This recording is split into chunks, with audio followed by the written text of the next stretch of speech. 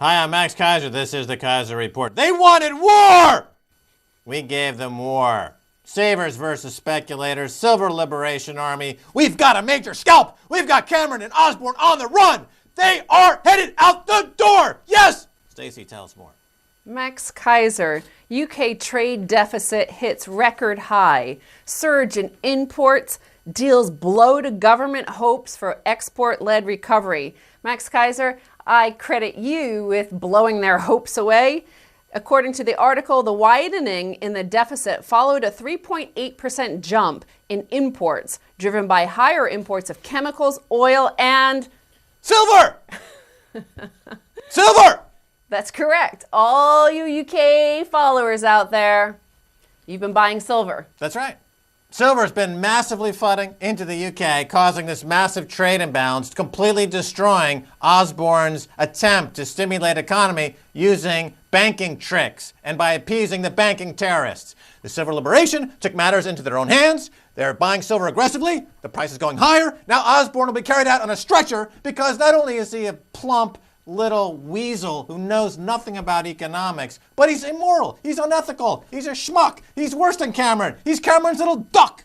Well, the UK goods trade deficit with the rest of the world stood at £9.8 billion, much wider than the $8 billion that was forecast. There was an extra £1.8 billion of silver that they weren't expecting. This is happening all over the world because the Silver Liberation Army understands that all these governments are corrupt. Same thing's going to happen in the U.S. The U.S. will shortly report similar numbers due to the incredible influx of silver and gold by people challenging the banks. The global Occupy movements, that's just a sideshow compared to the Silver Liberation Army. Global insurrection against banker occupation, kind of a sideshow when you compare it to the Silver Liberation Army that's on the march that has now completely and fundamentally reshaped the global economy. Well, the UK is also in the news here in the next headline, Max. Tobin tax is a tax on pensioners that will cost 1 million jobs, says Chancellor George Osborne. He says there is not a single banker in the world that is going to pay this tax.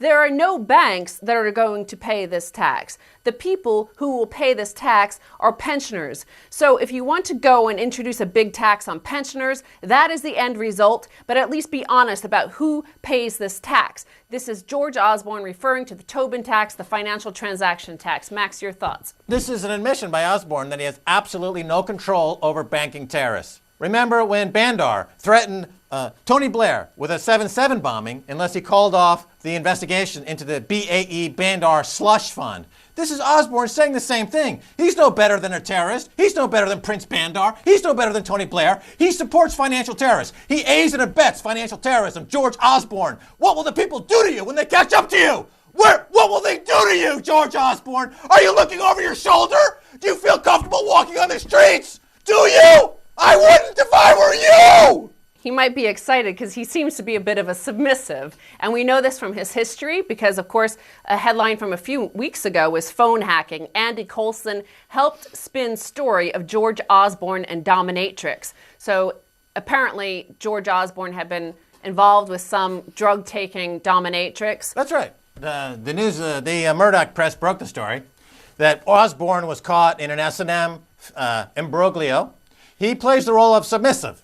That means that the prostitute that he hired spits in his face and slaps him around like a little biatch, as they say, uptown in the hip-hop scene. And he loves it.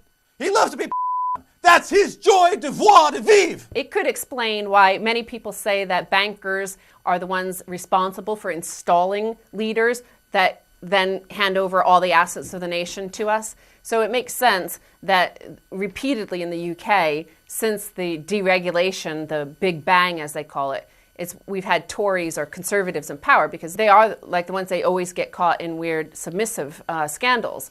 So that could be what's happening there. So George Osborne is claiming, however, that this financial transaction tax is uniquely something that is being taken from the pensioners. Now let's look at what George Osborne and his Independent Bank of England have created with their quantitative easing. Savers lose £43 billion in slow-motion bank robbery with worse to come.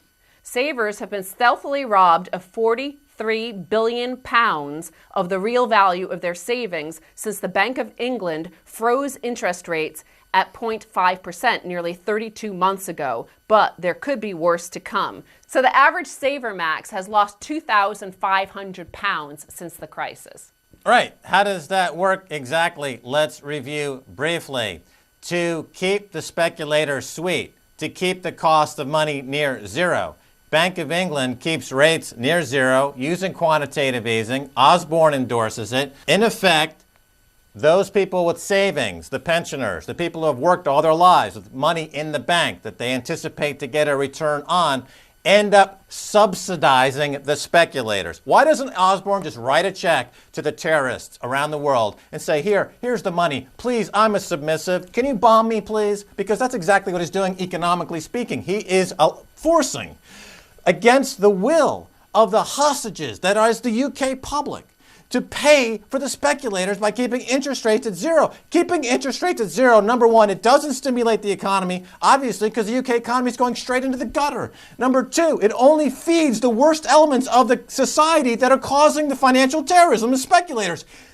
This is unconscionable. This man is a stark, raving lunatic that needs to be put in a straitjacket and thrown into the maze. So the article says that the pensioners in particular are largely silent victims of the Bank of England's policy of running negative real interest rates. So here you see the pensioners that George Osborne, the shrieking submissive, claims to be supporting by being against the financial transaction tax. And yet, because of the speculation and the wild derivatives trading and disaster and fraud that his bankers who he submits, because of them, pensioners have already given up 43 billion pounds in only 3 years. Yeah, and think of it also, this whole idea about you can't tax transactions because it would cause all kinds of duress in the economy. Let's flash to the Bank of New York story.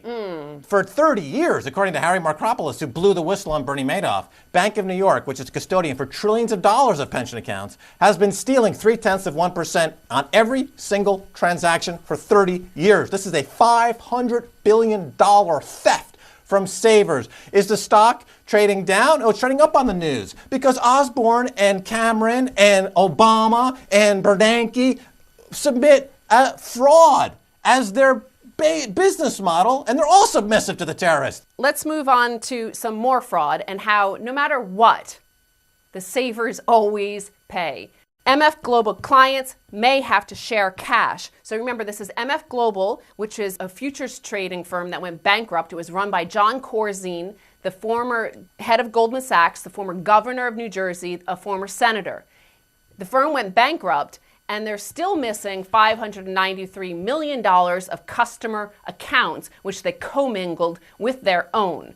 And now the liquidator is saying that unless the missing cash is found, people hoping to recover 100 cents on the dollar may have to give up some of it to other customers, said Stephen Harbeck, the liquidator. Well, this is beautiful because, remember, people were saying, the system is broken because they are privatizing capitalism while spreading the risk socialistically.